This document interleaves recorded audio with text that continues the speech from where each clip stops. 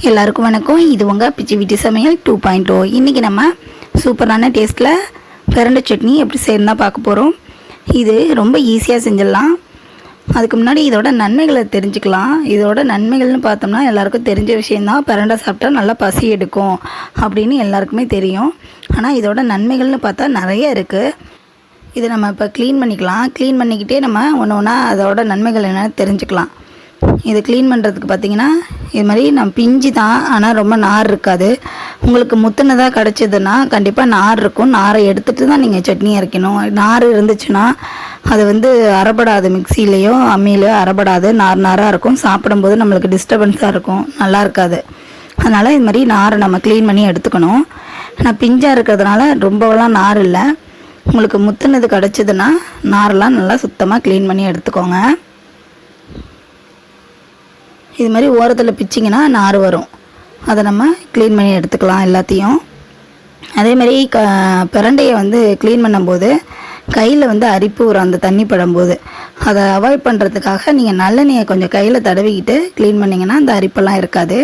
இதே மாதிரி நம்ம எல்லாத்தையும் க்ளீன் பண்ணி எடுத்துக்கலாம். நல்லா கழுவிட்டு தான் நான் வச்சுருக்கேன். இருந்தாலும் நம்ம கட் பண்ணதுக்கப்புறம் ஒரு வாட்டி நல்லா கழுவிடணும். இப்போ நம்ம சட்னி எப்படி ரெடி பண்ணுறதுன்னு பார்க்கலாம். கடையை அடுப்பில் வச்சுட்டு கொஞ்சமாக நல்லெண்ணெய் சேர்த்துக்கலாம். சட்னி வதக்கிற அளவுக்கு எண்ணெய் ஊற்றிக்கிட்டு அது எண்ணெய் காய்ச்சதும் அதில் 1 ஸ்பூன் அளவுக்கு உளுத்தம்பருப்பு சேர்த்துக்கலாம். உளுந்து சேர்த்துட்டு நல்லா கருக விடாமல் செவக்க வறுத்துக்கலாம். பிரண்டை சட்னி ஒரு வாரத்துக்கு ஒரு 2 முறையாவது நம்ம சாப்பிட்ணுங்க. அப்படி சாப்பிட்டு வந்தோம்னா நம்ம உடம்புல எந்த பிரச்சனையுமே இருக்காது. கண்டிப்பாக இது கிடச்சிதுன்னா சாப்பிடுங்க. அதே மாதிரி இதே நோய் உள்ளவங்களும் இதை தொடர்ந்து சாப்பிட்டு வரலாம். உளுந்து நல்லா வறுபட்டுருச்சு. இப்போ நம்ம ஒரு 3 காஞ்ச மிளகாய் சேர்க்குறேன். நீங்கள் காரத்துக்கு தகுந்த மாதிரி சேர்த்துக்கோங்க. சேர்த்து நல்லா வறுத்துக்கலாம். மிளகாய் வறுபட்டுருச்சு. இப்போ நம்ம இதில் பூண்டு சேர்த்துக்கலாம். பூண்டு கொஞ்சம் அதிகமாகவே சேர்த்துக்கிட்டா நல்லது. நான் இதில் பார்த்திங்கன்னா ஒரு 7-8 பல் சேர்த்துருக்கேன். ஒரு 10லேருந்து 15 சின்ன வெங்காயம் அதையும் இது கூட சேர்த்து நல்லா வதக்கிக்கலாம். இது மூளையை சுறுசுறுப்பாக வச்சுக்க உதவுது. அதாவது நம்ம குழந்தைங்களுக்கு இதை நம்ம அடிக்கடி செஞ்சு கொடுத்துட்டு வந்தோம்னா அவங்க எப்பவும் நல்லா ஆக்டிவாக இருப்பாங்க. கொஞ்சமாக கருவேப்பிலை சேர்த்துக்கலாம். சேர்த்துட்டு நல்லா வதக்கிக்கலாம். இது மாதிரி துவையலுக்கு கொஞ்சம் நம்ம கருவேப்பிலை வைக்கும்போது நல்லா டேஸ்ட்டாக இருக்கும்.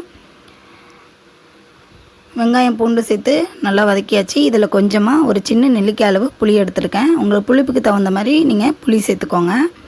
புளி இது மாதிரி பிச்சு போட்டு நம்ம வதக்கி விட்டுக்கலாம்.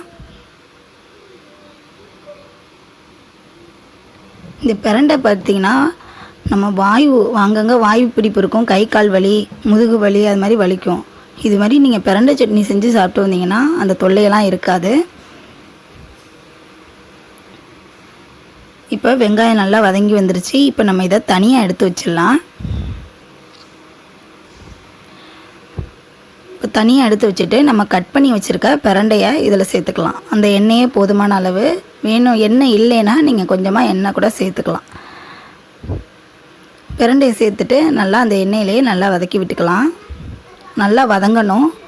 அப்போ தான் சாப்பிட்றதுக்கு நல்லாயிருக்கும். இல்லைன்னா நம்ம சாப்பிடும்போது அரிப்பு நாக்கில் அரிக்கும். இந்த அளவுக்கு நல்லா கலர் சேஞ்ச் ஆகிடுச்சு பாருங்கள்.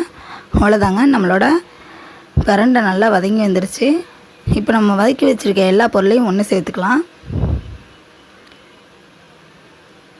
ஒன்று சேர்த்துட்டு இது நல்லா ஆறணுன்னா நம்ம கொஞ்சமாக தேவையான அளவு உப்பு சேர்த்துட்டு அரைச்சிட்டு வந்துடலாம். அவ்வளோதாங்க, நம்மளோட பிரண்டை சட்னி சூப்பராக ரெடி ஆகிடுச்சு. இதில் நம்ம தாளிக்க தேவையில்லை. வேணும்னா கொஞ்சமாக எண்ணெய் ஊற்றி கடுகு கருவேப்பிலை போட்டு தாளிச்சுக்கலாம். இது இட்லி, தோசை, சூடான சாதத்துக்கு ரொம்ப சூப்பராக இருக்கும். கண்டிப்பாக ட்ரை பண்ணி பாருங்கள். இந்த ரெசிபி உங்களுக்கு பிடிச்சிருக்குன்னு நினைக்கிறேன். பிடிச்சிருந்ததுன்னா லைக் பண்ணுங்கள், ஷேர் பண்ணுங்கள், கமெண்ட் பண்ணுங்கள். மறக்காமல் நம்ம சேனலை சப்ஸ்கிரைப் பண்ணுங்கள்.